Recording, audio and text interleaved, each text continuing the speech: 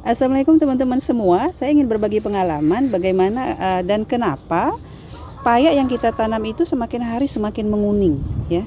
Dan yang ada di video ini adalah tadinya dia juga sangat kuning sekali.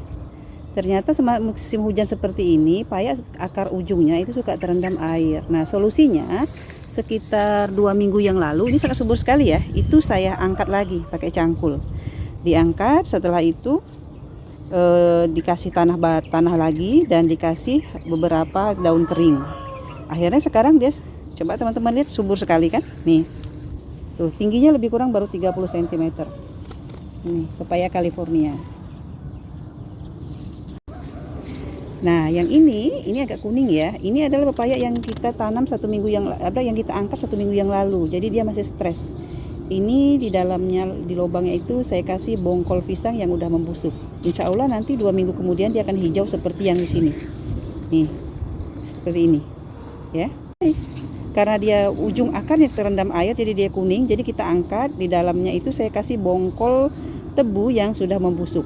Nah, nanti ya kita akan ke sana. Tuh, kita akan ke sana. Di sini ada juga karena musim hujan terus ini ya.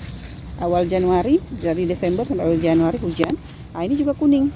Nah, biasanya ternyata bukan karena kurang pupuk. Kuning ini ternyata dia karena ujung akarnya terendam air. Karena ini di bagian karena tanah di sini itu kalau air sudah masuk, dia susah untuk ngalir ke dalam tanah. Penyerapannya agak kurang ya. Nah, termasuk yang ini nanti kita akan angkat ya, supaya dia bisa hijau. Setelah diangkat 3 minggu kemudian nanti akan hijau. Diangkat nanti dikasih tanah lagi di bawahnya, baru dikasih daun-daun atau kalau ada pupuk kandang baru kita tanam kembali.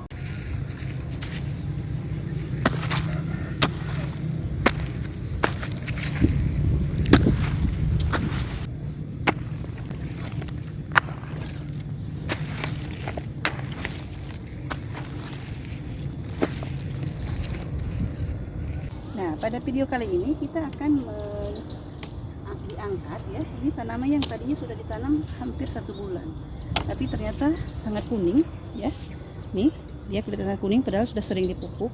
Nah, itu ternyata biasanya kendalanya setelah kita angkat dia akan hijau dan subur kembali. Begitu kita cek, biasanya akar di paling bawah itu terendam air pada saat musim hujan seperti ini.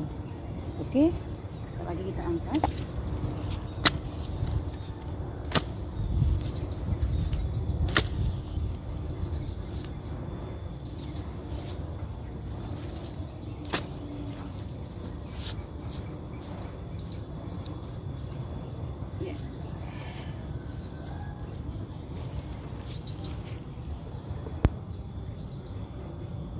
Jadi lubangnya kita dalamin sedikit.